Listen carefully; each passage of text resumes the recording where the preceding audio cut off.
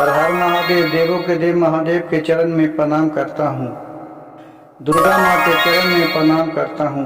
सरस्वती माँ के चरण में प्रणाम करता हूँ। गणेश भगवान के चरण में प्रणाम करता हूँ। गुरु भाई गुरु बहनों के चरणों में प्रणाम करता हूँ। अपने माता पिता के चरणों में प्रणाम करता हूँ। गुरु भाई गुरु बहन, कहानी को ध्यान से सुनिएगा। कहानी आधा सुनने से आपको आधा ही ज्ञान होगा। किसी कहानी को रहस्य पूरा जानिए। एक बार शंकर जी आप पार्वती जी मृत्यु भुवन पर घूमने के लिए आए। घूमते घूमते शंकर जी को नींद आने लगा, आलस लगने लगा। तो पार्वती से बोले कि हे प्राण प्यारी, तुम इस पेड़ के पास बैठो, मैं इसी जगह विश्राम करता हूँ।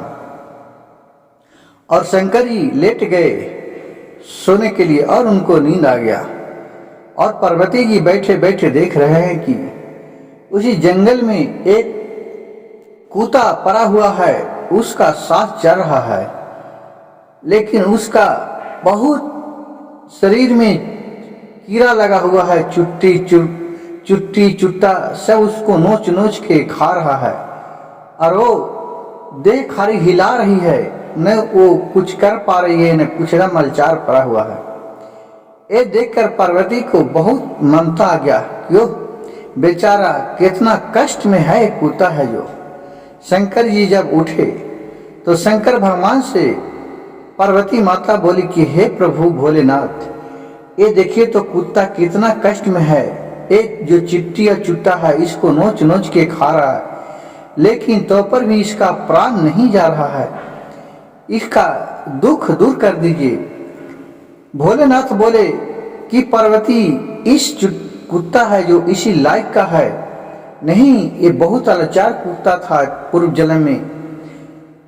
पार्वती माता बोले कि क्या होगा प्रभु, अब कम से कम इसका तो सबक मिल गया, कम से कम इसको अच्छा कर दीजिए।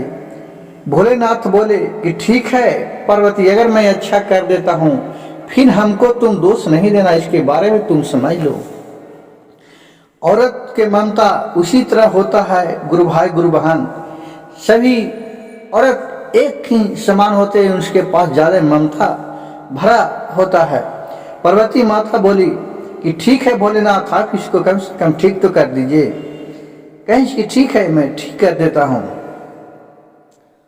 और कुत्ता को पूरा सुंदर राजा सेठ बना दिया और महल और जितना चुट्टा चिरगिन था उन लोग को उनका प्रजा बना दिया।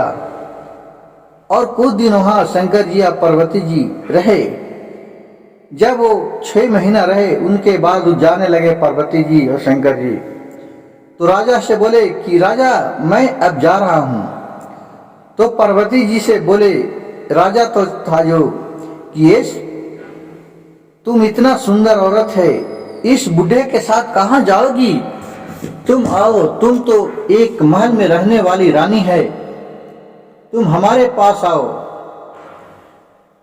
शंकर जी बोले कि इसको तुम क्यों रखना चाहती है? तुमको तो बहुत सा यहाँ औरत सुंदर नारी मिल जाएगा, उससे तुम शादी विवाह कर लेना और अपना खुशी खुशी जीवन बिताना।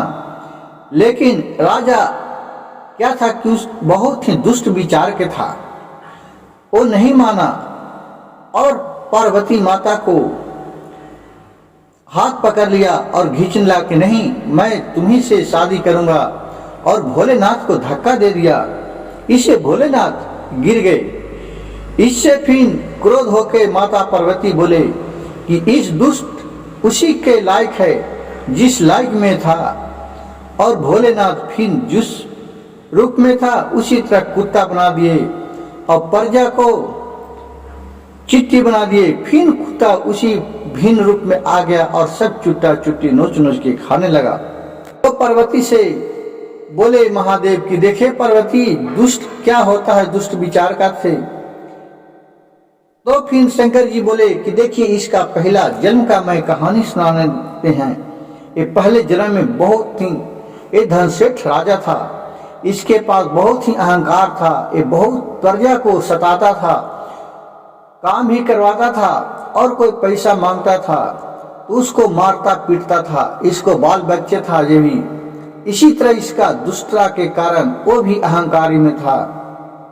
उस समय की बात है कि एक कार चलाते हुए जा रहा था और ये 5 लोग का चापा दे दिया। उन्होंने चिल्लाया, लेकिन ये अपने दुष्टता से और भय से सब पुलिस वाले को पैसा खिला दिया और वो 5 के कुछ भी नहीं मिला। और उन लोग को जो गरीब लोग था, उसका बाप माँ जो भी इसको श्राप दिया, वही श्राप के कारण आज इस रूप में भुगत रहा है। गुरु भाई गुरु बहन, इस कहानी से हमें यह ज्ञान मिलता है कि जो भी कर्म करता है उस कर्म का इंसाफ तो देना ही पड़ता है, भुगतना ही पड़ता है। चाहे वो दौलत के आगे कितना भी अहंकार हो, लेकिन धर्म धर्म होता है। धर्म से आदमी को नहीं भटकना चाहिए और गलत काम का परिणाम ही लास्ट में गलत होता है। अगर मेरा वीडियो अच्छा लगे तो मेरे चैनल को सब्सक्राइब कीजिएगा, लाइक कीजिएगा और शेयर कीजिएगा। हर हर महादेव, घर घर महादेव।